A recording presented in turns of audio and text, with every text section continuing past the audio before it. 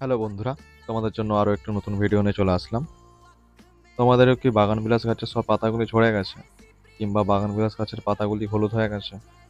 তাহলে এই ভিডিওটি তোমাদের জন্য। এটি থেকে প্রতিকার পাওয়ার জন্য সাব পাউডার গাছের গোড়া থেকে আগা পর্যন্ত স্প্রে করে দিতে হবে, সপ্তাহে 2 থেকে 3 বার। তাহলেই দেখবে বেশ কিছুদিনের মধ্যে প্রবলেমটি সলভ হয়ে যাবে। আর যারা সাব পাউডার চেনো না, তাদের জন্য স্ক্রিনের ছবিটি মেনশন করে দিলাম। আজকের ভিডিওটি যদি তোমাদের একটু কাজে এসে থাকে, তাহলে ভিডিওটিতে লাইক করে দেবে। আরও এরকম নতুন নতুন ভিডিও দেখার জন্য চ্যানেলটিকে সাবস্ক্রাইব করে পাশের বেল আইকনটি অন করে দেবে, যাতে নতুন কোনো ভিডিও আসলে তোমার কাছে নোটিফিকেশন চলে যায়।